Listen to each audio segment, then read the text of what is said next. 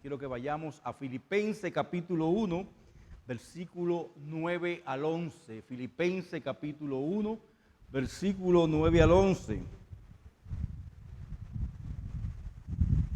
Recuerden que ya el pastor Misael leyó 1 Corintios capítulo 13, donde se nos habla de la preeminencia del amor. Y dice aquí, y esto pido en oración, que vuestro amor abunde aún más y más en ciencia y en todo conocimiento, para que aprobéis lo mejor a fin de que seáis sinceros e irreprensibles para el día de Cristo, llenos de frutos de justicia que son por medio de Jesucristo, para gloria y alabanza de Dios.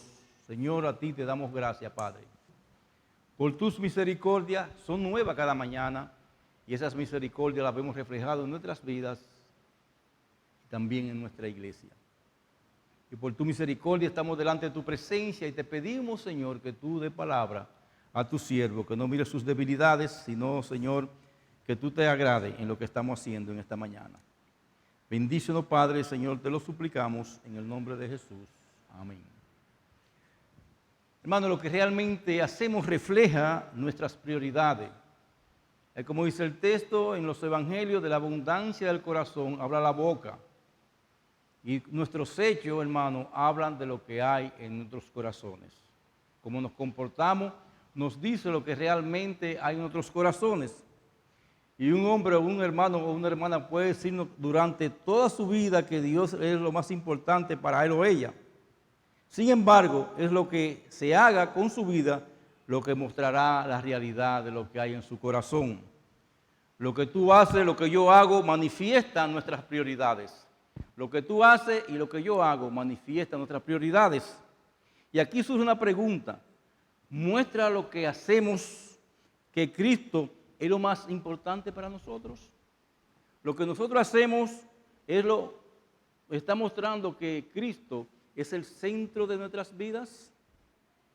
Hermano, como ustedes saben, estamos estudiando la oración del apóstol Pablo a los filipenses, la que encontramos en el capítulo 1, versículo 3 al 11. Y algo ha quedado demostrado sobre este siervo de Dios. Pablo era un hombre de oración. Pablo era un hombre de oración. Hemos hablado de sus oraciones de gracias en las oraciones y de su intercesión a favor de otros. De las cosas que eran una prioridad en la vida del apóstol, tenemos que mencionar que la oración era una de ellas. Yo sé que es difícil, hermano, ir al trono de la gracia en estos tiempos, porque el tiempo como que nos arropa. Para nosotros es muy difícil sacar ese tiempo de oración donde podemos estar delante de su presencia. Sin embargo, si vemos el modelo de Cristo, que se apartaba a orar con frecuencia, y el modelo del apóstol Pablo, podemos decir que eran hombres de oraciones. Las oraciones del apóstol Pablo quedaron registradas en las epístolas como peticiones y acciones de gracia a favor de la iglesia. Y eso nos deja ver que el apóstol Pablo realmente era un hombre piadoso, que su vida giraba alrededor de sus oraciones que hacía. Y la forma en que lo hacía y el tipo de cosas por las que él hacía manifiesta en él, muestra una mente a tono con las prioridades que debe tener cada creyente de acuerdo con las Escrituras. Las prioridades que debe tener cada creyente de acuerdo a las Escrituras, y entre esas prioridades debe estar nuestras oraciones. La oración es un medio de gracia, hermano. La palabra de Dios y la oración, el compañerismo son un medio de gracia, pero la oración tiene una parte importante en nuestras vidas. Y como ya habíamos señalado en una ocasión anterior, las oraciones de Pablo siempre son dignas de una consideración cuidadosa por el contenido espiritual, emocional también, pero teológico que tienen estas oraciones. No se encuentran en las epístolas añadidas de un modo superficial. Todo está a tono con lo que él va a decir, con lo que hace. Sus oraciones dejan ver que fueron concienzudas y bien pensadas. O sea, no es una oración para salir del paso. Recuerdo cuando estábamos en el seminario estudiando, que había unos hermanos cuando iban a comer, cogían su comida aparte y se iban a orar. Otros eran diferentes, daban un flechazo. Señor, bendiga los alimentos, amén, y va adelante.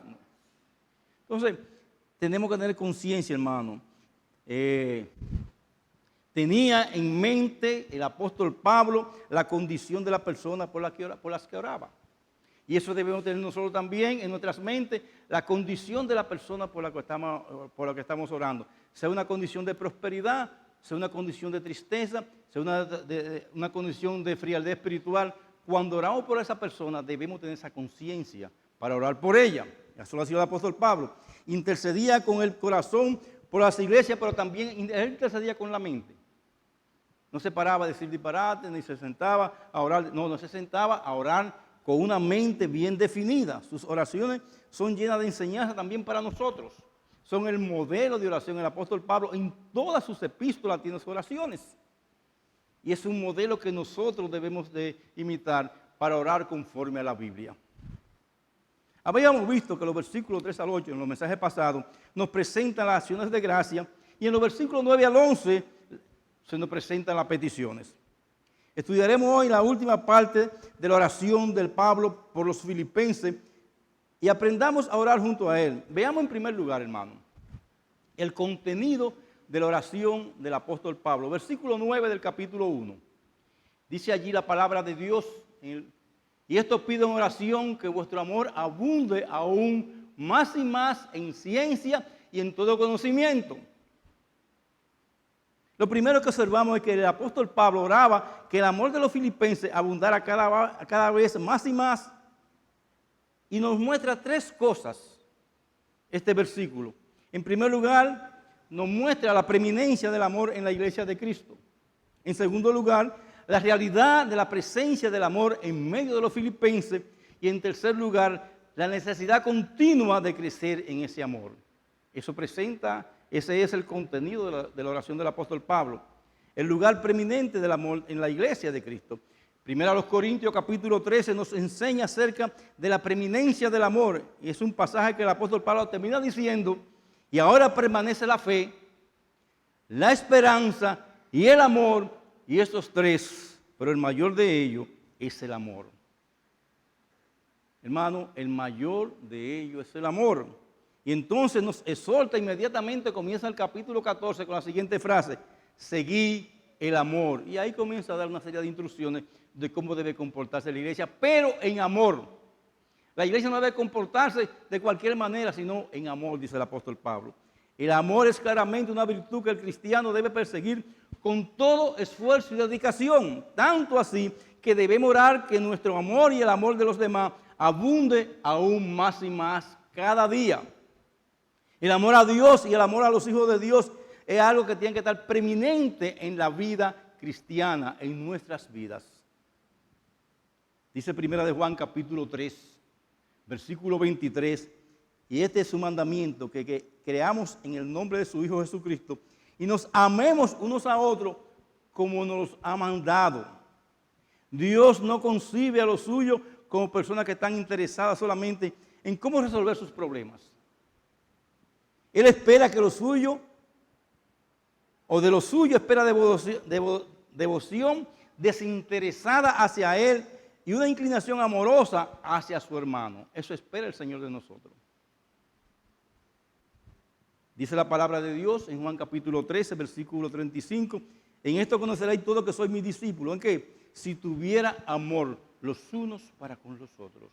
Y esa idea, ese principio de amor permea toda la Biblia porque es el corazón de Dios. Porque de tal manera amó Dios al mundo pecador que dio a su Hijo para que muriera por nosotros. En segundo lugar, vemos en esta oración de Pablo que él reconocía la presencia del amor en la iglesia de los filipenses. Él pide al Señor que les haga abundar en un amor que estaba allí. Y eso también nos muestra, en tercer lugar, la necesidad continua que tienen los creyentes de crecer en amor. Había amor, pero no podía quedarse estático. Y le voy a decir una cosa, el amor no puede quedarse estático ni en la casa, ni en su vida, ni en el trabajo, y mucho menos en la iglesia, para con Dios y para con los hermanos. Si no, no aguantáramos, hermano. Si no hay amor, no aguantáramos. 40 años de matrimonio me ha mostrado eso. Si no hay amor, no aguantáramos. Es un crescendo, como en la música, que va hasta que se va difundiendo en todos los lugares. Ese es el amor que habla el apóstol Pablo. La necesidad, y dice en tercer lugar, la necesidad continua que tienen los creyentes de crecer en ese amor. Nadie va a llegar al punto que ame tanto que no tenga necesidad de hacer que ese amor abunde más y más, seguir creciendo en ese amor. La necesidad de orar que nuestro amor y el amor de otros se incremente estará siempre en un creyente que realmente está el amor de Cristo derramado en su corazón. Nuestro amor por Dios, los hermanos y todos los hombres siempre será incompleto comparado con lo que debería de ser. Por eso debemos, hermanos, todo el tiempo orar a Dios que incremente nuestro amor. Ahora bien, Pablo no ora solamente para que el amor de los filipenses abunde más y más. Él ora que ese amor abunde en ciencia y en todo conocimiento. El apóstol Pablo era muy metódico en su teología. Él iba un escalón tras otro, hasta llegar al punto culminante. Y mire lo que pide aquí, que abunde ese amor. Él va creciendo, hermano. Ciencia, conocimiento pleno. Eso es lo que está diciendo Pablo. Conocimiento de Dios y de todo el contenido y naturaleza de la verdad y la revelación cristiana. En 1 Corintios 13, Pablo nos dice que el conocimiento sin amor de nada sirve. Y aquí el apóstol Pablo, un hombre coherente en su teología, nos dice que el amor tampoco debe estar sin conocimiento. El conocimiento debe ser un compañero inseparable del amor. El conocimiento no solo alimenta el amor, sino también el conocimiento regula el amor, porque a veces amamos tanto que nos olvidamos de hacer las cosas como Dios manda. El amor tiene que estar regulado por el conocimiento de la palabra de Dios y por los principios bíblicos. Si nuestro amor se aleja del conocimiento, esto afectará nuestras relaciones familiares y nuestra comunión en la iglesia. Si nuestro amor actúa sin conocimiento, empezaremos a taparnos las faltas de los unos con los otros, inclusive con argumentos bíblicos, ¿no? Porque la Biblia dice esto. Hay cosas que la jalamos fuera de contexto para aplicarla a algo que no estamos haciendo correctamente. No, el amor con conocimiento regula estas cosas. Si está fundamentado en el conocimiento, ese amor buscará el bien del otro, aunque tenga que denunciar su patrón de conducta pecaminosa. Porque eso el amor sabrá enfrentar también a las personas cuando andan en un estado de conducta pecaminoso. En amor, pero enfrentarlo. Por eso Pablo agrega todo conocimiento y discernimiento. Eso es lo que dice la palabra en su original. Discriminación, eso es la idea. Con esto Pablo presenta una diferencia entre el conocimiento y el discernimiento. Todos podemos apreciar la diferencia entre estas dos cosas. Es posible para alguien tener mucho conocimiento sin necesidad de tener sabiduría. ¿Usted se ha dado cuenta? Muchas personas graduadas suman cum laude en todas las cosas y son unos malos educados. ¿Por qué? Porque el conocimiento no le ha ayudado a regular su vida para que muestre lo que hay realmente en su mente. Y hay una gran diferencia entre tener conocimiento y tener la capacidad de poder aplicarlo. Aplicarlo con sabiduría, con discernimiento. Por eso en el discernimiento hay conocimiento involucrado, pero también hay algo de intuición y percepción, de madurez que la dan los años y la da la experiencia. En él también hay conocimiento involucrado, pero también hay algo de intuición y, como decimos, de percepción. El conocimiento reúne las evidencias, nos documenta en todas las cosas. El discernimiento, el conocimiento nos lleva a conocer todo, pero el discernimiento lo resume para hacer un juicio correcto y hacer un juicio conforme a la verdad. Es posible leer muchos libros, haber adquirido mucho conocimiento acerca de muchas cosas y sin embargo no poder relacionar una cosa con otra. ¿Cómo poder tomar las mejores decisiones? Identificar los peligros que hay en este mundo para seguir a Dios. Yo conozco grandes teólogos, hermano, que tienen mucho conocimiento y te resumen cualquier cosa, pero no disciernen las cosas conforme a Dios. El conocimiento nos lleva a discernir, si lo aplicamos a otros corazones, a otras vidas, a discernir las cosas para hacer mejores juicios. Incluso se habla del discernimiento como un don, muchas veces. Es diferente al amor. es una sensibilidad instintiva que identifica la diferencia entre el bien y el mal. Eso es el discernimiento. Es lo que nos señala hacia lo que nos conviene, porque conocemos las cosas y sabemos discernirlas. Todo discernimiento incluye la vasta gama de decisiones difíciles que constantemente se nos presentan. Se nos presentan cosas difíciles en nuestras vidas. El conocimiento nos va a llevar a regularla, pero el discernimiento a ejecutarla bien. Vamos a poner un ejemplo bíblico práctico de lo que acabamos de decir. Y es con respecto a la vagancia y al trabajo. La vagancia y el trabajo. Hermano, yo no concibo a la gente vaga, pero mucho menos lo concibe la Biblia.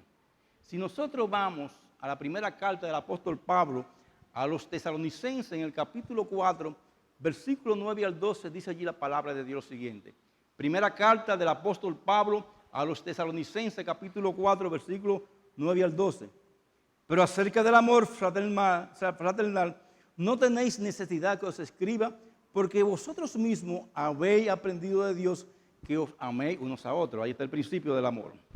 Y también lo hacéis así con todos los hermanos que están por Macedonia. Pero os rogamos, hermanos, que abundéis en ello más y más, en ese amor. Y que procuréis tener tranquilidad y ocuparos en vuestro negocio y trabajar con vuestras manos de la manera que hemos mandado, a fin de que os conduzcáis honradamente para con los de afuera y no tengáis necesidad de nada. Parece ser que estos cristianos en Tesalónica tenían un conocimiento pleno del amor. Es lo que nos dice el apóstol Pablo. Él nos manda también, lo manda a abundar en ese amor. En todo sentido de la palabra, había amor, dice el apóstol Pablo. Dice, ustedes tienen estas cosas en ustedes. Pero Pablo les solta a trabajar, hermano. O sea, ustedes tienen amor, pero por ese amor no se queden de vago. Parece ser que en la iglesia, como decíamos en Tesalónica, había un problema de la teología del trabajo. Inclusive, muchos apelaban a argumentos espirituales para no trabajar. Y este era un argumento no conforme a la verdad bíblica. Dice el versículo 14 de esa primera carta a los tesalonicenses lo siguiente en el capítulo 5. También os rogamos, hermanos, que amonestéis a los ociosos. O sea, yo tengo amor, pero ese amor no me quita que yo amoneste a los vagos. La palabra ocioso va un poco más lejos que vago en el griego. Que alentéis a los de pocos ánimos, que sostengáis a los débiles y que seáis pacientes para con todos. Pero que amonestemos a los vagos, dice. Y en 2 Tesalónica, en el capítulo 3, versículos 6 al 15, mira lo que dice el apóstol Pablo. Segunda carta a los tesalonicenses, capítulo 3, 6 al 15. Pero ordenamos, hermano, en el nombre de nuestro Señor Jesucristo, que apartéis de todo hermano que ande desordenadamente y no según la enseñanza que recibiste de nosotros.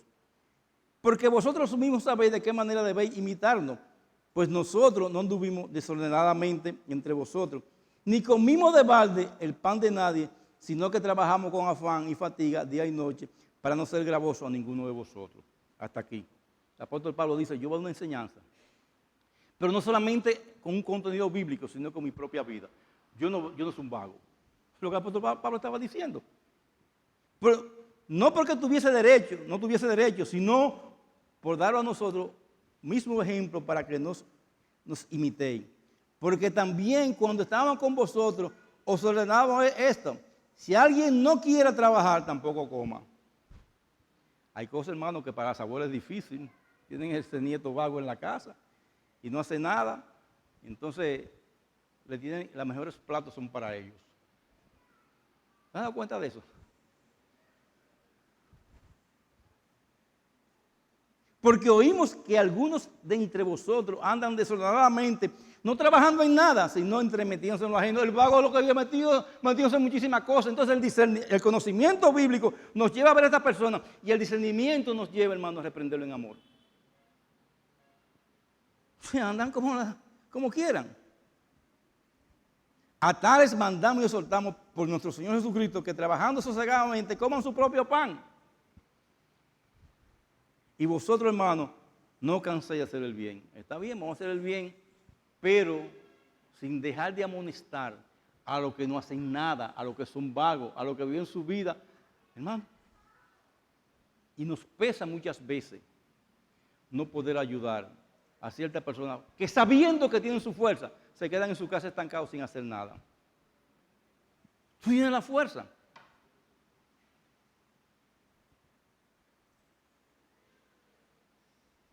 Y mire cómo termina el apóstol Pablo.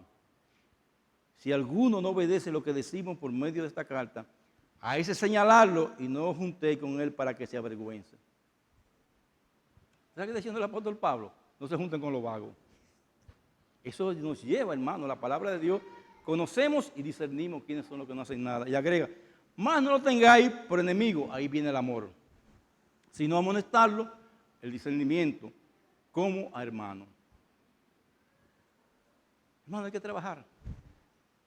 Y le doy gracias a Dios que en nuestra iglesia hay muchos hombres y mujeres de trabajo y también muchos jóvenes. Y le doy gracias a Dios por los jóvenes que están subiendo a nuestra iglesia porque todos se han dedicado a trabajar. Son diligentes y así tienen que seguir siéndolo. Porque Dios nos manda con amor y nos dice, y ahí viene el discernimiento, amémoslo conforme a la palabra de Dios, pero el que no trabaja que tampoco coma. Y ahí viene el discernimiento. Bueno, pastor, pero usted enseña de ser misericordioso con los necesitados. Sí, hermano. Pero hemos aprendido a tener discernimiento de a quién es que tengo que ayudar.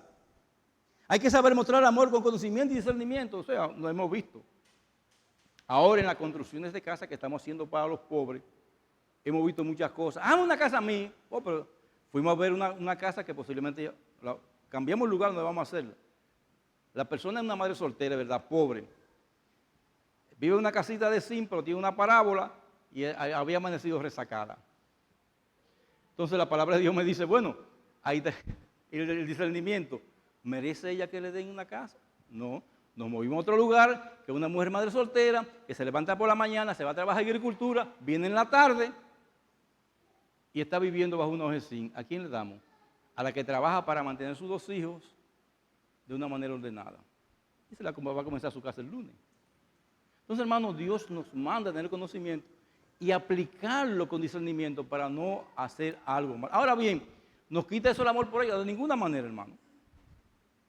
Bueno, pastor, pero mira lo que dice Gálatas, capítulo 6, versículo 10. Y allí vamos, dice allí la palabra de Dios lo siguiente. Así que, según tengamos oportunidad, hagamos bien a todos y mayormente a la familia de la fe. Sí, pero todo no incluye los vagos, como dice la palabra de Dios, los que viven desordenadamente, porque hay pobreza, hermano, que se nace en ella y hay pobreza provocada. Uno también, hasta en los semáforos, tiene que darse cuenta a quién va a ayudar. Porque hay un señor, ya no sé si lo hace, pero está todavía pidiendo, que pide un semáforo, no le voy a decir dónde es, para que digan, mira quién es. Que él pide, hermano, en la mañana, con un batón, y lo han visto en la noche, en el movimiento del son, bailando de noche. Entonces, ¿sabes? No tiene que tener, espérate, hay otros inválidos ahí. Y ahí hay que tiene que venir el discernimiento de cómo hacer el bien. Puede ser que yo no lo haga bien a una persona alimentando su vagancia. Yo no le hago bien a una persona alimentando su vagancia, dándole y no demandándole. ¿Tú quieres 1,000 pesos? Le dije a una persona una vez. Oh, sí, pastor, píntame el frente de la iglesia. No, yo no quiero trabajar. Entonces, tú no quieres 1,000 pesos. Allá una persona a pedir, y yo digo, bueno, límpiame el frente. Ah, no, yo vine para que usted me dé. Bueno, pero tiene que trabajar. Y eso, hermano, es el conocimiento bíblico con discernimiento para aplicar el bien. Y Pablo oraba al Señor por este discernimiento para los filipenses, y nosotros debemos hacer lo mismo para nosotros y por los demás. Debemos ser capaces de poner lo terrenal en su lugar, en contraposición con aquello que es celestial. Debemos ser capaces de poner en su lugar todas las cosas. Debemos ser capaces de distinguir entre lo ilusorio y lo real. Y Pablo oraba al Señor para que los filipenses crecieran en la habilidad de discriminar y distinguir entre el bien y el mal, entre lo espurio y lo que realmente pertenecen a la verdad.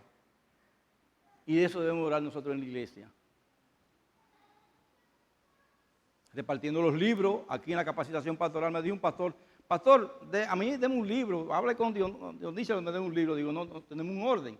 Sí, pero usted es el jefe y usted que manda. Digo, sí, pero yo no puedo ir por encima de los principios de Dios y de lo que hemos establecido conforme a la palabra de Dios. No tiene libro. ¿Hubo maldad en mí? No. El tipo quiso ensalzarme y decirme, usted es el jefe. No, yo no soy, es un siervo. El apóstol Pedro nos dice que los indoctos, ignorantes, tuercen la doctrina para su propia perdición. Pablo entendía que sin discernimiento los filipenses estaban expuestos a dejarse arrastrar por un sinnúmero de peligros. Y lo mismo debe decirse de nosotros. Sin discernimiento estamos muy mal parados. Vivimos en una generación con muchos peligros. Y no podemos tragarnos todo lo que el mundo nos pone en la mano, porque nos vamos a atragantar y nos vamos a envenenar. ¿Cómo podemos desarrollar el discernimiento?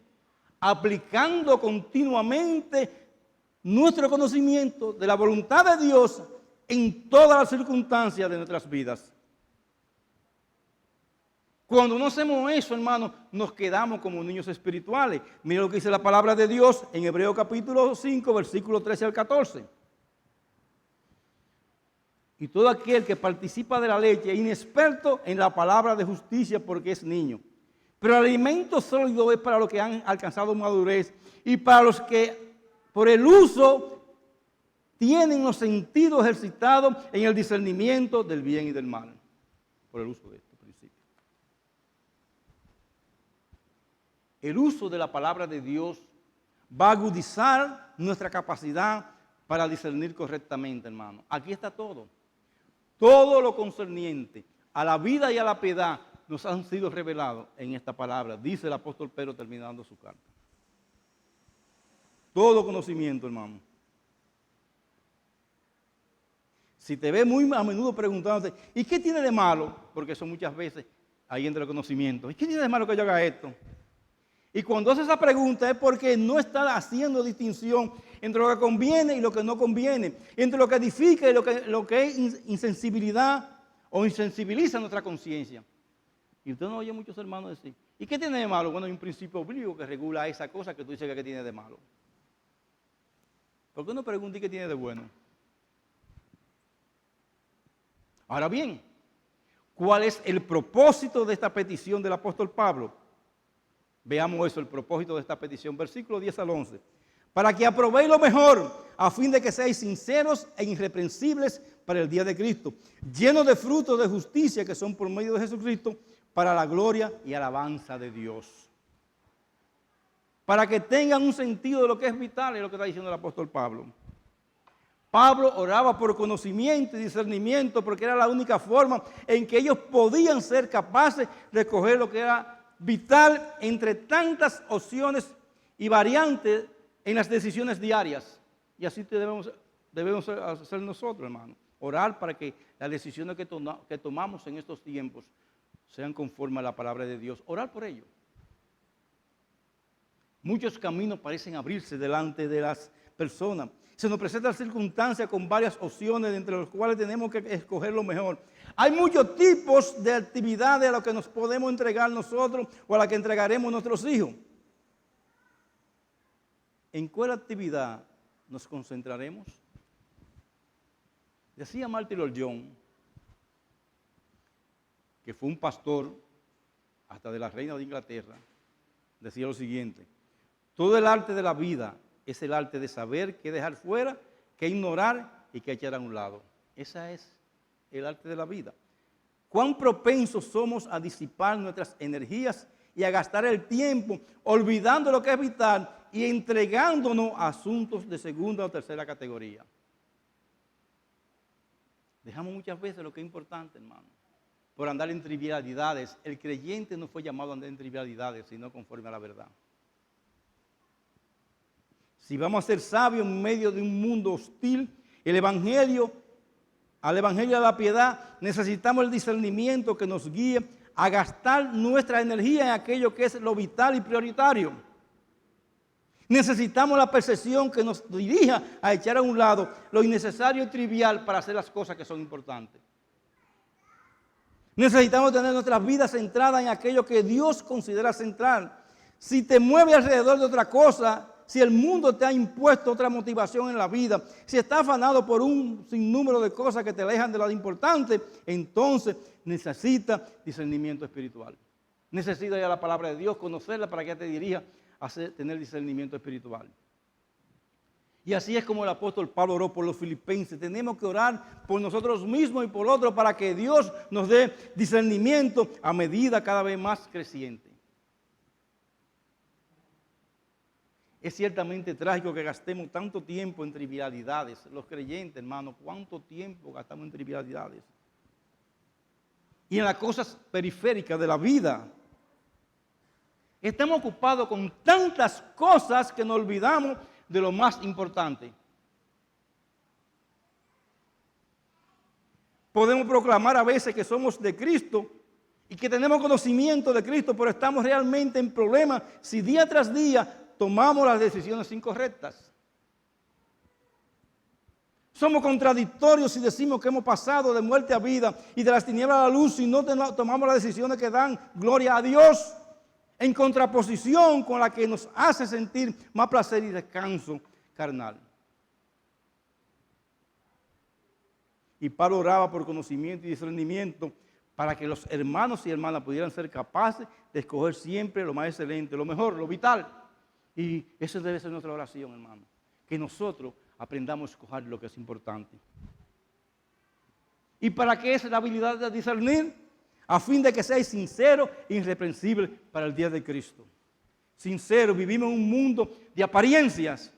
Las personas se conforman con parecer buenos, con aparentar correcto. Pero es la sinceridad nuestra lo que hace la diferencia, hermano. La meta de la oración de Pablo para los filipenses es que esos hermanos sean honestos y transparentes ante Dios y ante los hombres, cosa que está faltando en el día de hoy hasta en la iglesia de Cristo. Se está acabando la transparencia. La meta de la oración de Pablo para los filipenses es que estos hermanos sean honestos y transparentes ante Dios y ante los demás. Y esa debe ser la meta de nosotros, hermanos. Que seamos transparentes y correctos delante de Dios y delante de los demás. Irreprensible, dice el apóstol Pablo. Alguien que no causa que otro tropiece. Decía el mismo apóstol Pablo en Hechos capítulo 24, versículo 16, y por esto procuro tener siempre una conciencia sin ofensa ante Dios y ante los hombres. Y este carácter debe ser mantenido hasta el día de que Jesucristo. No es un asunto temporal o del momento. No debemos deshacer durante el camino, ni siquiera al final del camino, aquello que hemos hecho en el principio. Porque muchos comenzamos bien y terminamos mal. No es como tú comienzas, como terminas.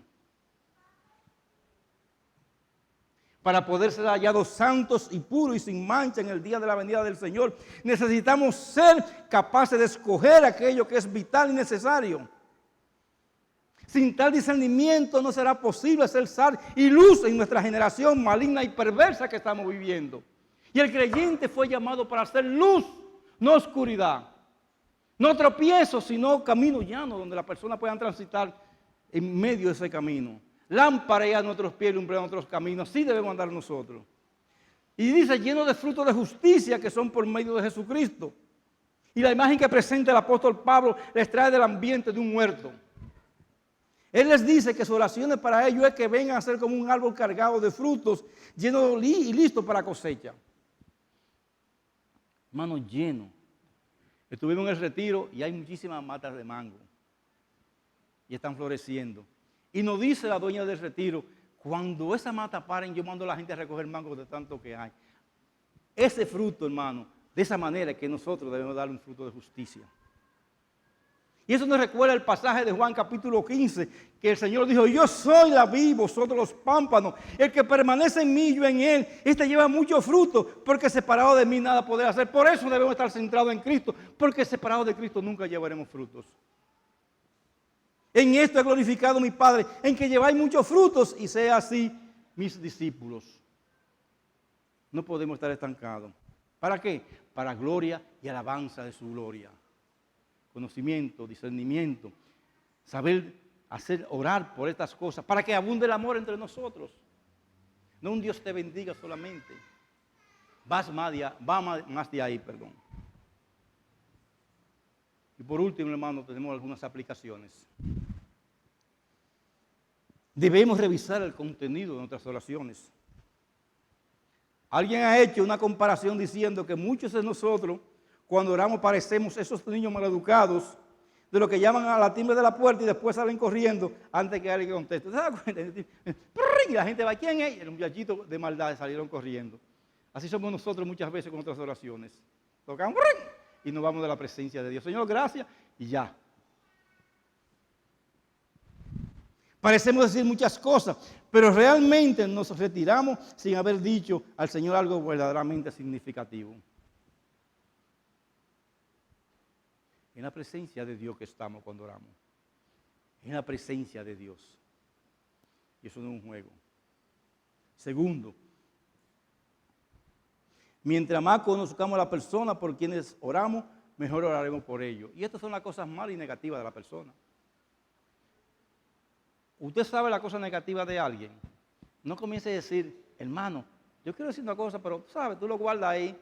Ese hermano, no vaya, dígaselo a Dios en oración. Ore por ese hermano para que Dios le corrija y usted vaya y corríjalo. Y si es bueno, también ore por él, dándole gracias a Dios y dígale, mira hermano, qué bien tú estás. Sigue hacia adelante. Por eso debemos conocer a las personas y los pastores más. Tercero, el orar por otros con peticiones espirituales nos hará más conscientes de perseguir esas cosas para nosotros mismos. Cuando oramos para que la persona crezca espiritualmente, también oramos para que nosotros podamos crecer en esa vida espiritual.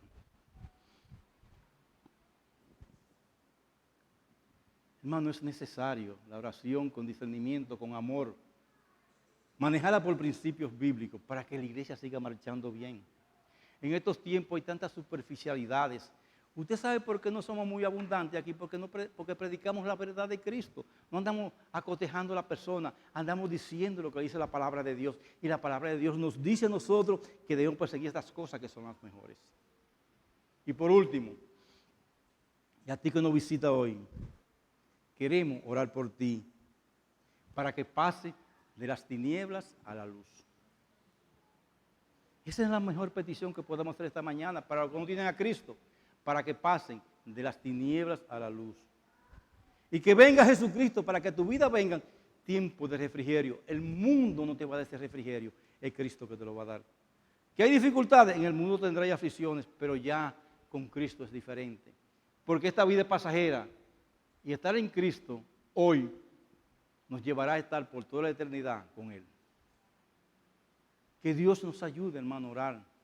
De esta manera, hermano, que Dios nos ayude a orar con verdadero conocimiento, con amor, con discernimiento por los demás. Que no nos quejemos tanto del hermano, sino que le ayudemos. Que no nos quejemos tanto de las circunstancias, sino que en esas circunstancias difíciles que se nos presentan, podamos soportarnos en amor los unos a los otros. O que Dios haga una obra en nosotros, en nuestras vidas, de amarnos cada día más, como Cristo nos amó. A la medida que Cristo nos amó fue que se entregó su vida por nosotros. Yo no tengo la capacidad quizá humana de entregar la vida por otro, pero sí tengo que entregar mi tiempo, mis oraciones y mi amor por otro. Que Dios nos ayude a hacer esto. Vamos a orar. Señor, te damos gracias por tu palabra, que nos habla cada día de cómo debemos vivir una vida que fructifique y glorifique tu nombre, Padre, a tu Hijo Jesucristo y a tu Espíritu Santo. Ayúdanos, Señor, a orar conforme a tus propósitos, con conocimiento, con amor, a aprender a discernir las cosas para hacer el bien, Señor.